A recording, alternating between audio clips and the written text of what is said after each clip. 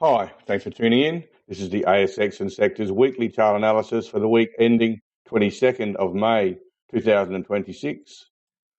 First chart is the S&P ASX 200 index, the XJO. This is the parent index of the Australian Stock Exchange.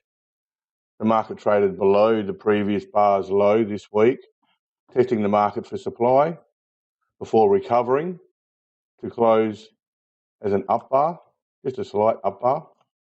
So you've had buying support emerge after the price traded below the previous bar's low. On volume, that was increased and about the average, so it was genuine trading. The highs of the range are up here. The market's effectively consolidating here within the range of that up bar. And it's held on to those lows and recovered to close back within that range. The actual lows of the range are down here, and the breakout level is right up here. So you can see the market's trading comfortably within those levels. It's respecting the levels, which is quite important. And the market's held on to the lows of this stronger up bar. The mid-cap sector has been a little bit more logical than the parent index for a few weeks now. There's the breakdown line in the background and the highs of the current range. You can see the market's been trading sideways now for a period of time, right through there, holding on to that bar's low. Volumes are all just slightly below the average, so there's no great intent being shown here.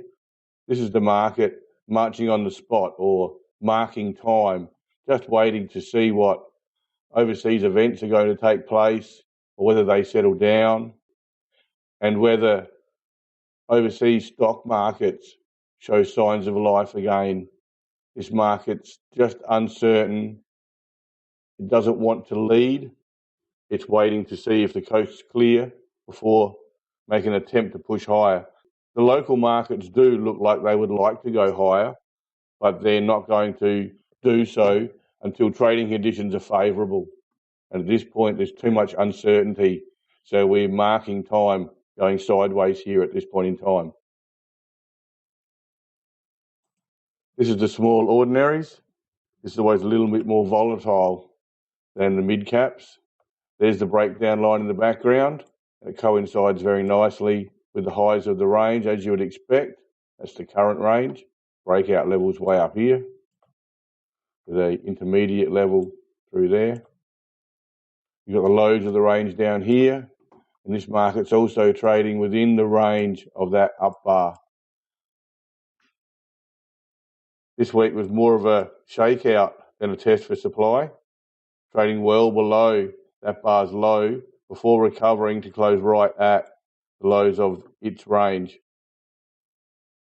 You could also take that as a 2-bar combination and use that level there, in which case it would be just testing the lows of that range this week.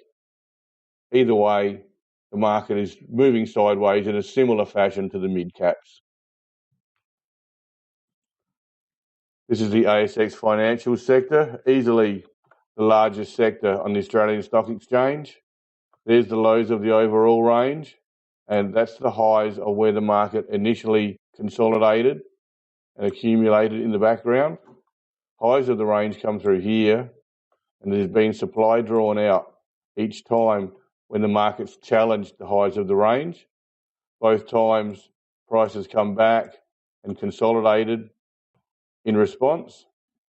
This was a pullback on announcement from the Reserve Bank, and this week the market's floated higher on reduced and below average volume within the range of the previous bar as an inside bar, and almost up to this breakdown level in the background.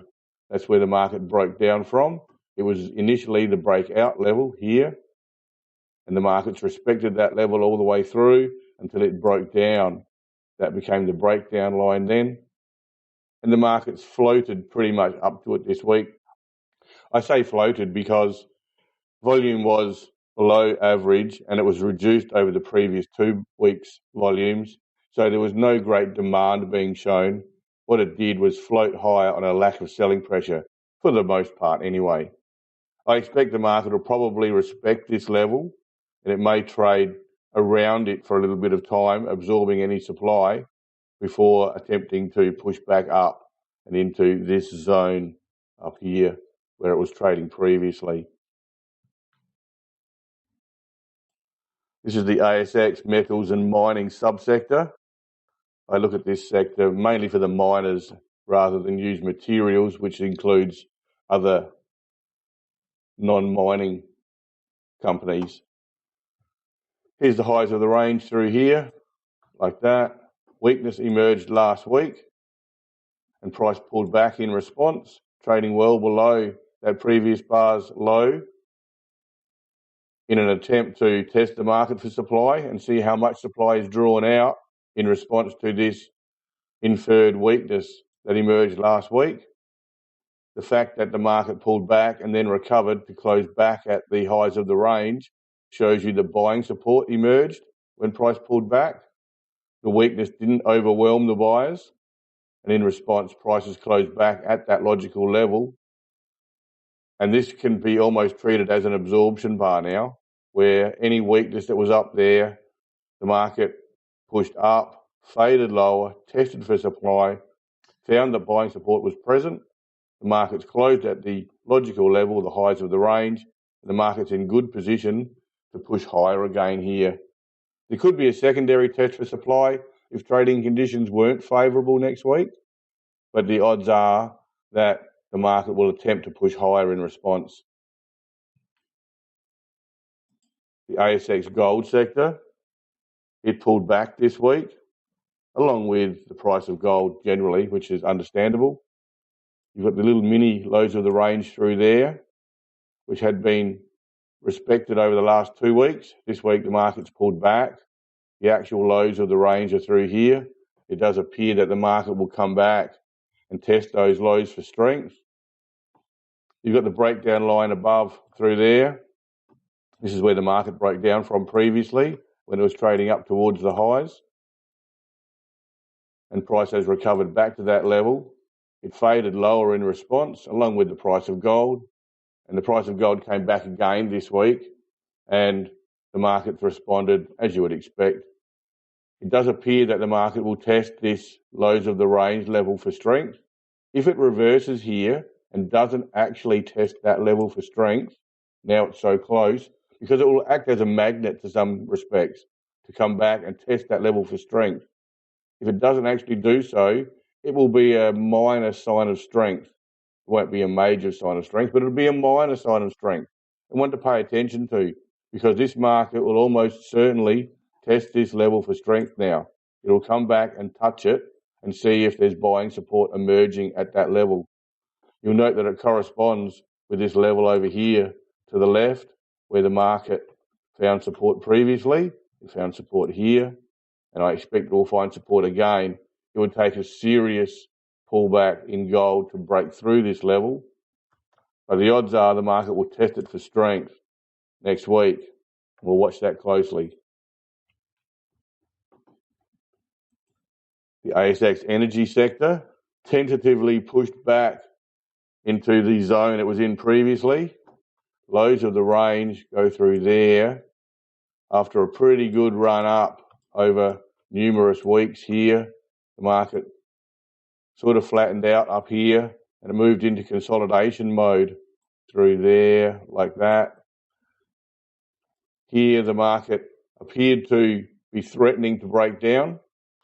It was on, remember, reduced and below average volume, so it wasn't that threatening, but because it broke below this bar's low, which was effectively forming the lows of the range, it was threatening, and there was more buyers in the market than sellers, and price was forced to stretch lower in order to draw out enough buyers to satisfy the sellers, and that often forms little anomalies in the market.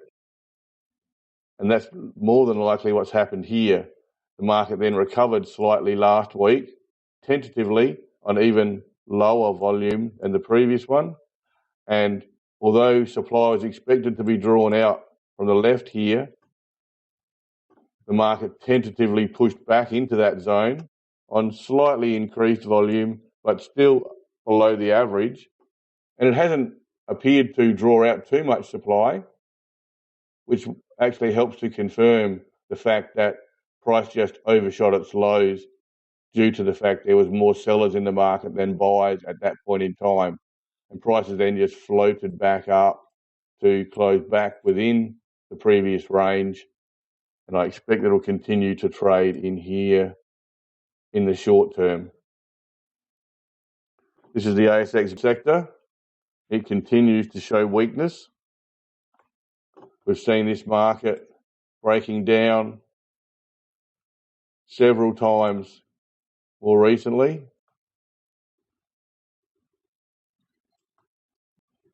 We were looking for the market to find support in here. It failed to emerge. More supplies continued to be drawn out and price continues to push lower in response. Now we're down to this level. This week's bar wasn't particularly strong at all. It was inside the previous bar's range as an inside bar on average volume, slightly reduced volume. You couldn't buy this market on that bar, and nor could you buy it on the previous bar. Obviously, that was another breakdown bar. So we continue to watch this market for signs of life. This is the ASX industrial sector. Lows of the range through here. Breakdown lines through here. You can see the market's found some support down here, pushed up to the highs of the range, or the breakdown line, which is forming the highs of the range now. This week, price pulled back. You would have said effectively testing the market for supply, but that's way too deep for a true test for supply. I'm not sure if that was deliberately done to pick the lows out and test below them. The mid-bar close does show you that good buying support emerged in this market as price pulled back. And that can be seen by the increased and almost average volume. So we'll call that average and suggest that it was genuine trading. The market's pulled back pretty deeply there, tested below all these bars' lows, and then recovered to close mid-bar. I expect this market will attempt to push back up to the highs of the range, or this breakdown line in the background, next week. This is the ASX consumer staples sector, and it overshot its lows last week, with the market selling off more recently as the broader market appeared more positive. Price closed below what is effectively the lows of the range here. And this week the market's recovered to close back within that range and traded within the previous bar's range as an inside bar for almost the whole week. And that does suggest the market did overshoot its lows here due to a lack of buying support in the market and overwhelming sellers during that particular week. So sellers overwhelmed the buyers, and although they did close the market slightly off its lows here, so buying support did emerge, there wasn't enough buyers in there to defend the lows of the range. That's why the market closed below the lows of the range. This week the market's tested for supply below the previous bar's close, found that supply was obviously not overwhelming anymore. Those who wanted to get out did so on this bar here, and that allowed the market to push higher. And the volume actually increased to about the average. So this was genuine trading. So that was the market actually buying up this sector because it was oversold. I expect this market will probably trade sideways now. You've got the highs of that old range going through there with an intermediate level through there. That's what the market's moved up to this week. And I expect the market will trade within this range here for a little period of time now. This is the consumer discretionary sector, and it's sort of consolidating, perhaps accumulating down at the lows down here. Little highs of the range go through there with an intermediate level through there. The market did find support last week.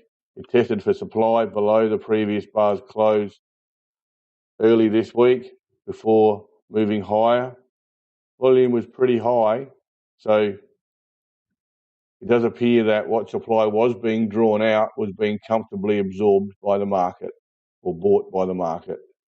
You've got the breakdown line way up here, so there's plenty of room here for this market to move.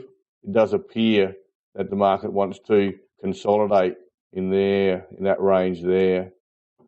Possibly accumulate, but it's certainly consolidating sideways. It's holding on to that level. It's absorbing the supply that's being drawn out and defending the lows of the range.